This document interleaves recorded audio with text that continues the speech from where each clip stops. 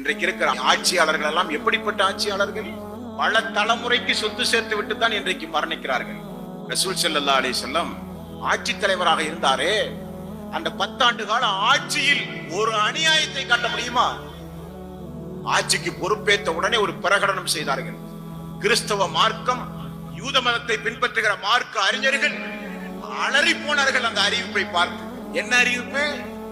அரசாங்க சொத்திலிருந்து எனக்கு ஊதியம் கிடையாது, நான் சம்பாதித்து வைத்திருப்பேனே சொந்த சொத்து, ஒரு 100 ஆட்டை மேய்த்து என்னுடைய சொந்த சொத்துகள் கூட என்னுடைய வாரிசுகளுக்கு பங்கில்லை என்று அறிவித்த ஒரே மாமனிதர் ரசூல் ஸல்லல்லாஹு அலைஹி வஸல்லம். உலக வரலாற்றில் காமிங்க பார்ப்போம்.